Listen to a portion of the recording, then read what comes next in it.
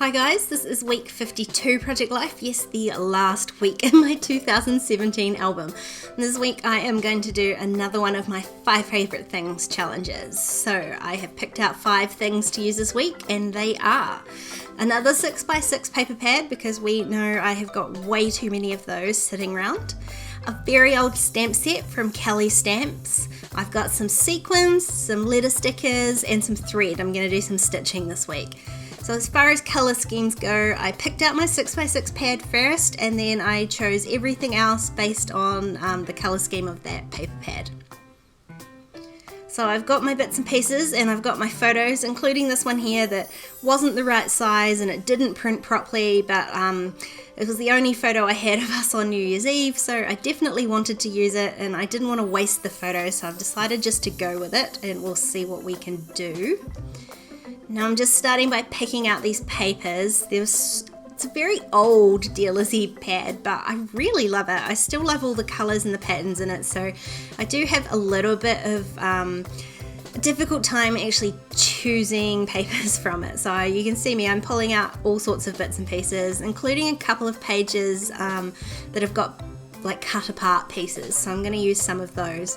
And I couldn't decide whether to go with like a teal theme or a pink theme, which I agonised over way too long, and in the end I didn't need to because I use all the colours. So you can see me here, I'm still faffing about deciding, but in the end I'm going to go with that beautiful floral for my title card.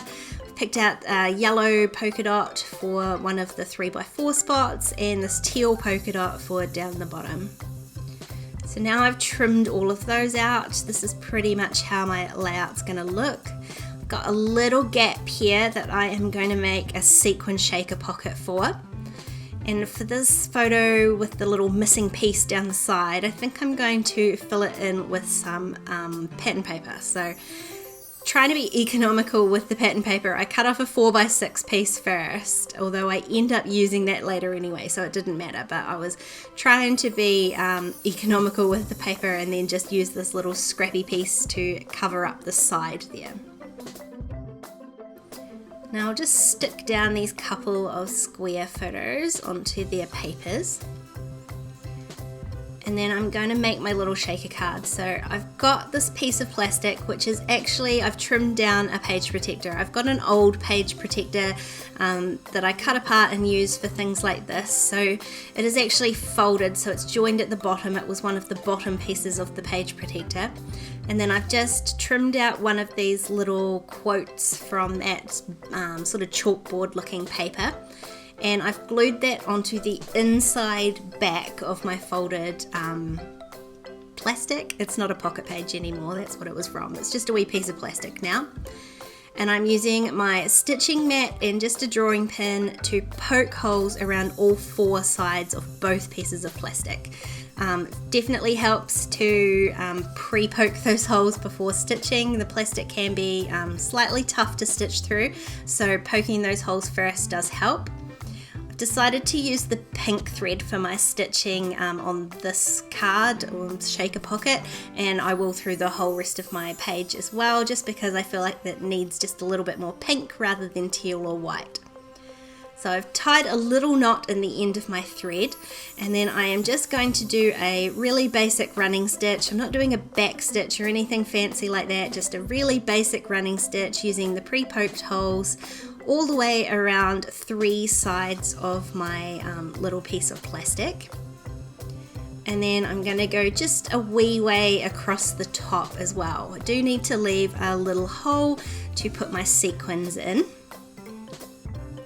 Now, a couple of you had commented that I should get a little funnel for putting my sequins into pockets, and so I did, and it works a treat. So I'm so happy, thank you for that suggestion. Although you can see I've been a little overzealous with the sequins there. Normally it wouldn't be a problem to have that many sequins in this little pocket, but because I've got actual words that I want to be able to read on the back of there, I do need just slightly less, so I've tipped them back into the packet, and then I can carry on stitching across the top, and then I'm just going to tie a couple of little knots into the back to keep it closed. And that is my little shaker pocket. I think it's really pretty.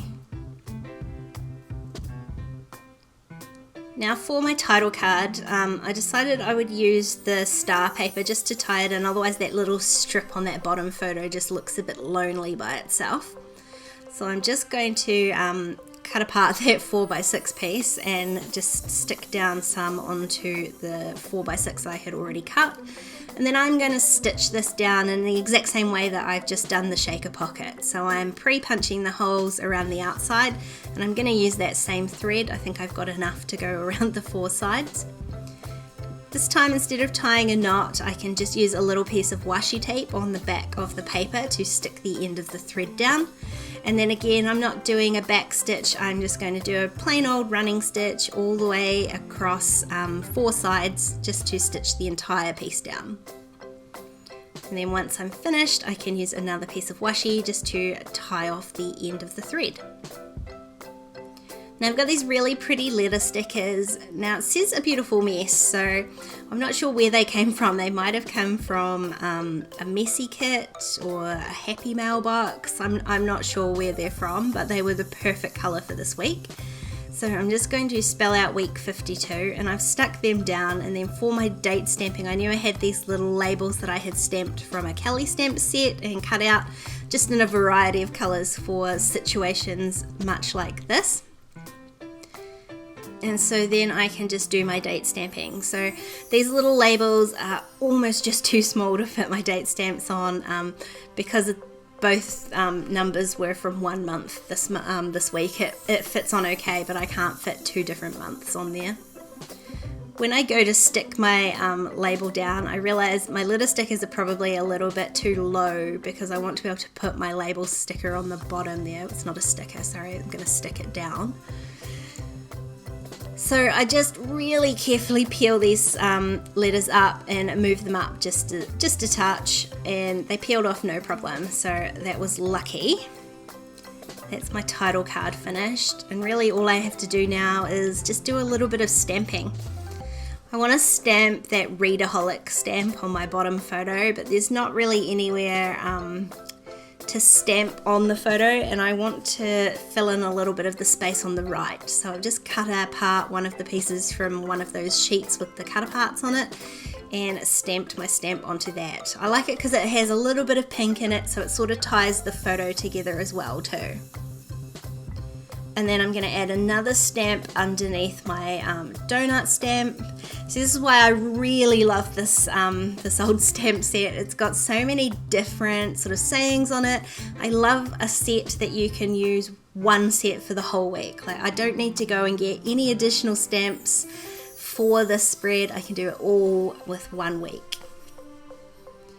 So I stamped that Right Now stamp onto the bottom portion, that sort of darker portion of the photo, with my Brilliance Moonlight White ink, and a couple of other stamps are going to go directly onto photos. If you've seen my How I Stamp on Photos video, you'll know that the success of that is all comes down to paper. I print on Canon Photo Glossy 2 paper, and I've never had any problems stamping onto that paper. Now because I added some stitching in 2 other places on the spread, I really want to add a little bit more just to sort of add a bit more balance. So I am going to stitch around the very thin white border of this photo in exactly the same way that I've done everywhere else on this page. So I'm using the same thread, I've pre-poked my holes, and I'm just going to do the same simple running stitch all the way around the photo.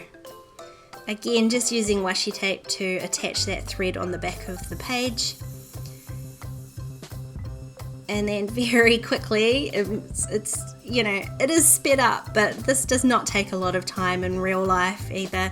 It looks like it might take a bit of time and effort, but I really love the sort of look and texture that stitching adds, and it really doesn't take that long. And add a bit of washi tape to tie that off. And that is this week and this year all finished for Project Life. Thank you so much for watching, guys. I really appreciate all your comments, all your support. This is my favourite project, and I cannot wait to get started on 2018's album. If you want to keep watching, there's a couple more videos on screen. Don't forget to like and subscribe, and I'll see you next time. Bye!